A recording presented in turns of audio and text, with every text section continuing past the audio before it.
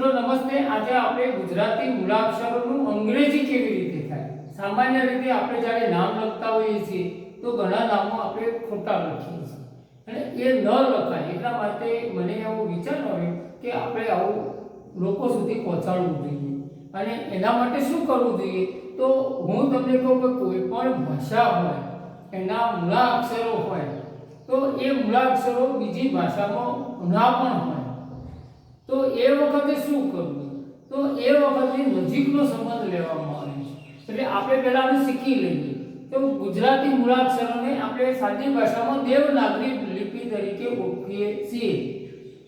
દેવનાગરી લિપિ એટલે શું તો એનો થોડો સામાન્ય એક હાઇલાઇટ બતાવી દઉં તો સૌ પહેલાં પૃથ્વી પર કોઈ ભાષા હોય તો બ્રાહ્મી લિપિ હતી, પછી પાલી આવી અને પછી પ્રાકૃત ભાષાઓ આવી અને પ્રાકૃત ભાષાઓમાંથી સંસ્કૃત ભાષાનો જન્મ થયો અને એ આપણે દેવોની ભાષા કહીએ છીએ અને એટલી બધી અઘરી આ ભાષા છે કે એને સમજવી પણ મુશ્કેલ ઘણી વખત બની જાય।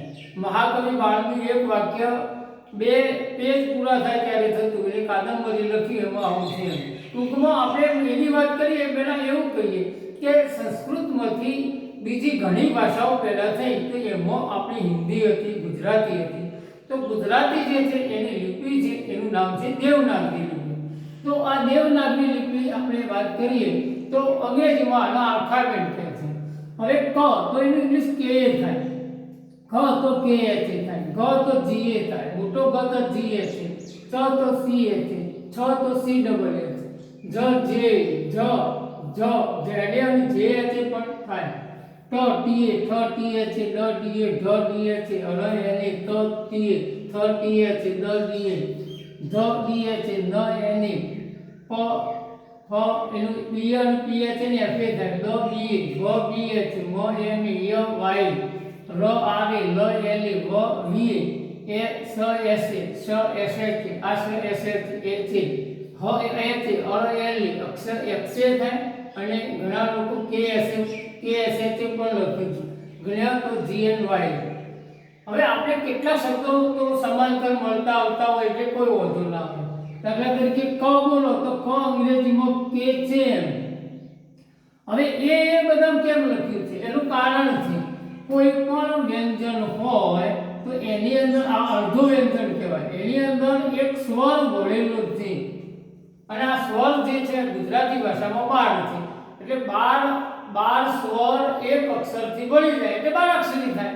તો અહીંયા આપણે 12 અક્ષરીની વાત કરીએ પહેલા ક અને એમાં અ સ્વર છે તો આનો આખો ક બને છે એટલે કનું ઇંગ્લિશ કે થાય પણ આ અ સ્વર ભરેલો છે એટલે એનું ઇંગ્લિશ એ લખવો હોય એટલે આપણે દરેક પાછળ એ લખ્યો છે। તમે બોલો ક તો અ બોલાય છે, ખ તો અ બોલાય છે, તો આ રીતે અ બોલાય એટલે પાછળ એ છે।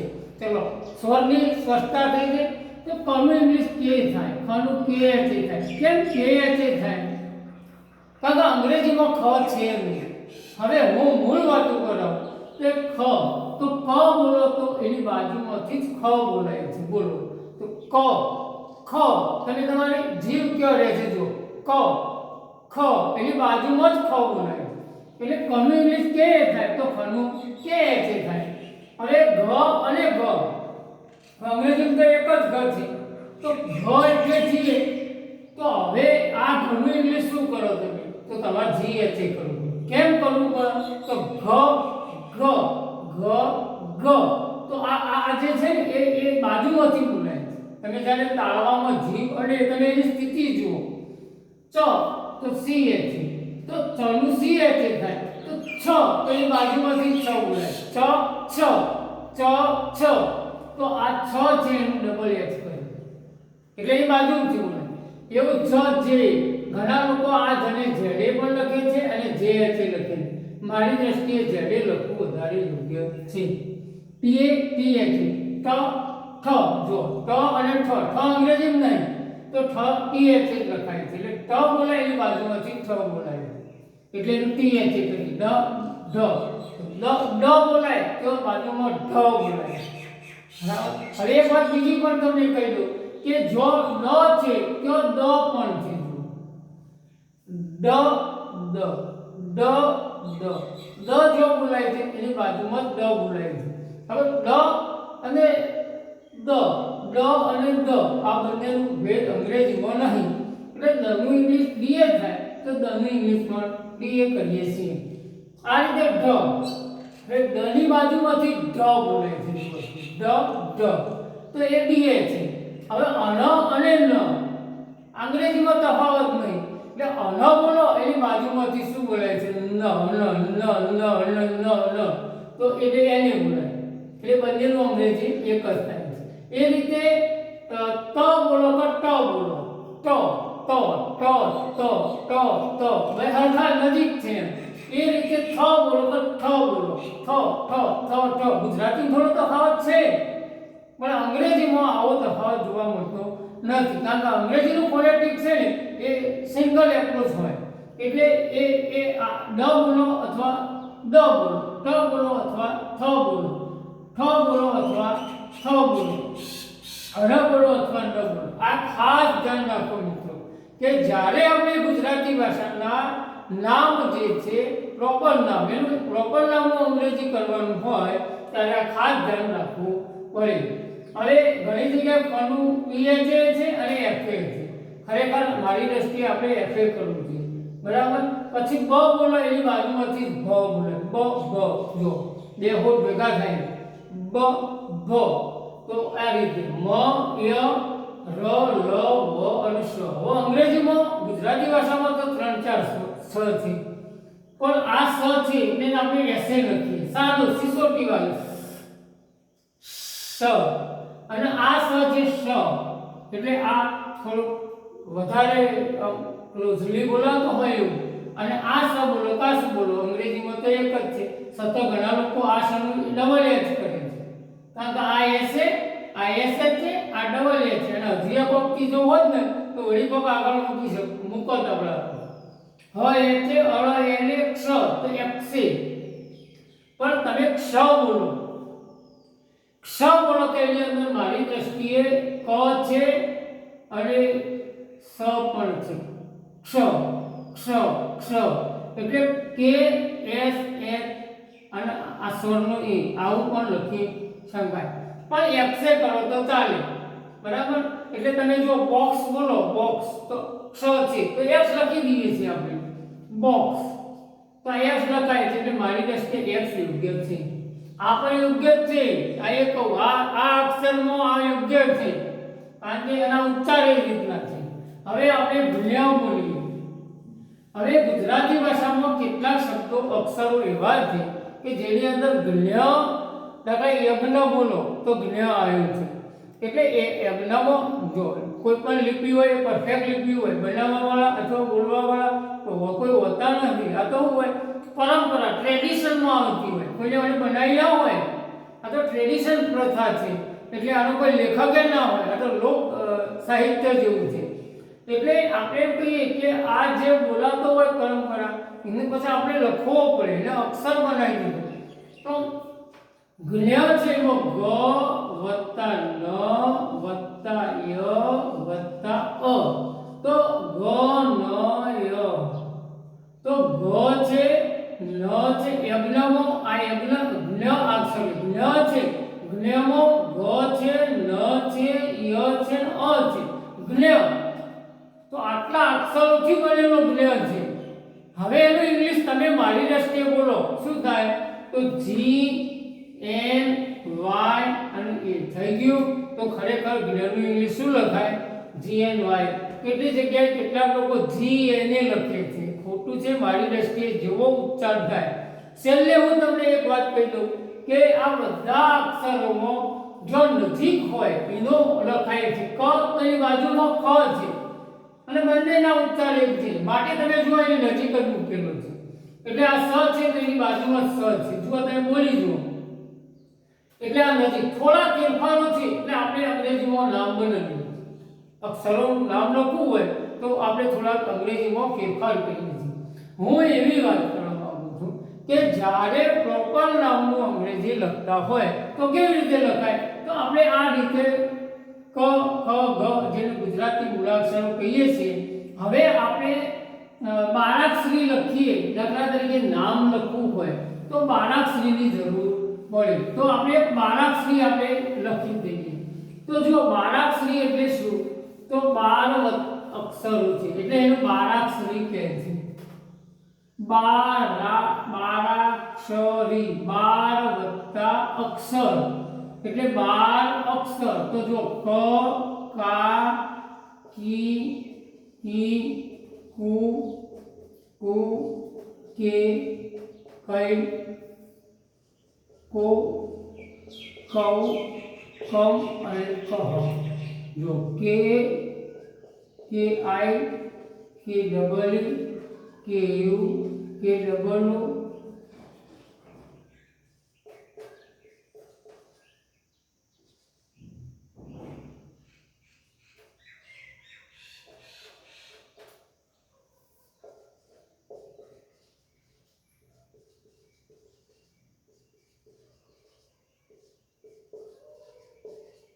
હવે જો અહીંયા મિત્રો આપણે મેં બારાક્ષરી એક અક્ષરની લીધી છે, ખાલી એક જ કની.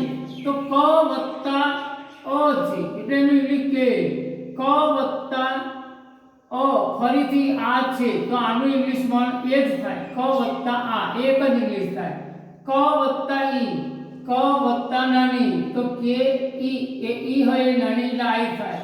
કે હવે ક વત્તા મોટી તો લોંગ છે એટલે મોટી દીર્ઘ કહેવાય. તો આ મોટી છે તો કી, બરાબર. હવે કે યુ ક વત્તા નાનું, ક વત્તા મોટું,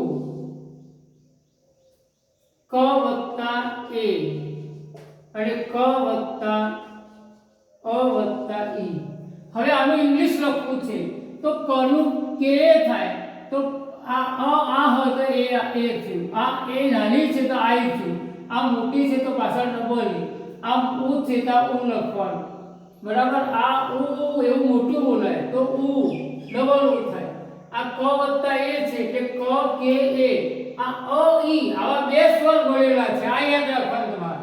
ક અને એની બે માત્રા હોય તો કઈ એટલે બે માત્રા છે એનું ઇંગ્લિશ બે સ્વર છે એટલે બે કરવું પડે કે આનો એ અને આનો આઈ. આ કે એ આઈ લખવું પડે.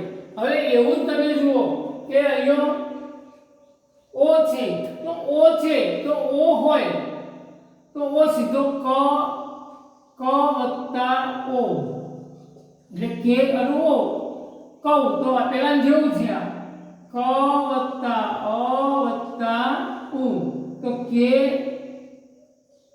એ યુ તો કઉ થઈ ગયું કમ. હવે આમાં અ ને મ, ક વત્તા અ વત્તા મ તો કે એ એમ, તો કે એમ કમ થાય. ઘણી જગ્યાએ આ અનુસ્વાર એમાં મ બોલાય છે અને ઘણી જગ્યાએ ન બોલાય. જો ન બોલાય દાખલા કે કંચન અને અંબાલાલ તો અંબા મ બોલાય છે અને કંચન ન બોલાય છે તો અહીંયા એલ લખાય અને એમ લખાય. આ યાદ રાખો. એન અને એમ પણ લખી શકાય. ક્યારે લખાય યાદ રાખો. અને કહ કે એ કહ અ હ આ બે છે વિસર્ગ છે એટલે એમાં અ અને હ આ બે અક્ષરો ભરેલા છે. જો હવે ફરીથી આપણે આ બારાક્ષરી વિશે જોઈ લઈએ તો 12 અક્ષરો છે અને દરેક અક્ષર પાછળ શું છે? એક સ્વર છે. આ જે સ્વર છે એ સ્વર કયા કયા છે? તો ગુજરાતી ભાષામાં અ આ ઈ ઉ એ ઐ ઓ ઔ અમ અને અહ. આ 12 સ્વર છે. આ 12 સ્વર એક અક્ષરમાં મળે એટલે શું બની જાય? બારાક્ષરી. હવે બારાક્ષરીનું અંગ્રેજી કેવી રીતે લખીએ તમારે ધ્યાન રાખવાનું. જો આવું તમે ધ્યાન રાખશો તો તમે બારાક્ષરી ઉપરથી નામ લખવાની પદ્ધતિ સરળ પડી જશે. એટલે નામ લખતા તમને આવડશે.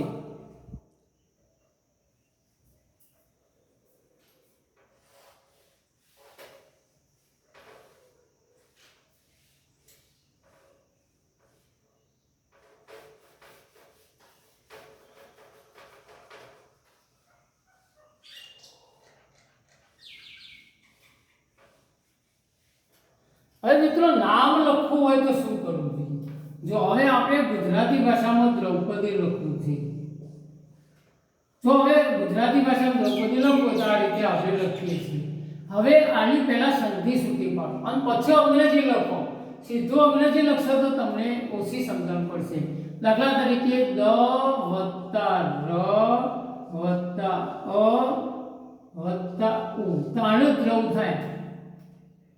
હવે વત્તા પ વત્તા અ વત્તા દ વત્તા મોટી છે ને એ છેલ્લી હોય ત્યારે નાની થઈ જાય. આવું જોડણીના નિયમો છે.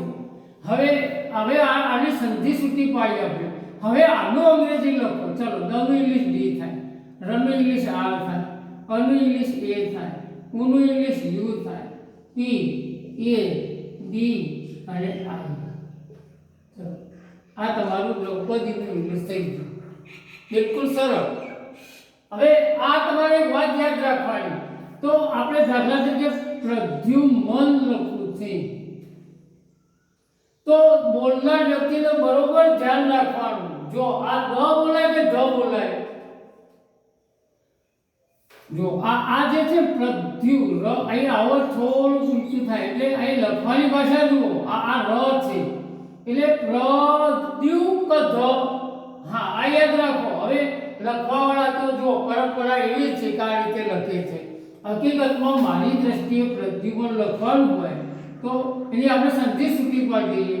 પ્ર પ વત્તા ર વત્તા દ યુ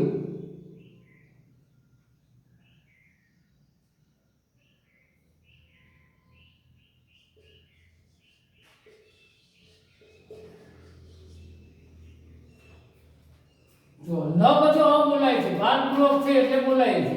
હવે આનું ઇંગ્લિશ લખો તો પી આર ઓય અ છે, સોરી અહીં અ છે, પ્ર એ દ નું ડી પછી યુ એમ એન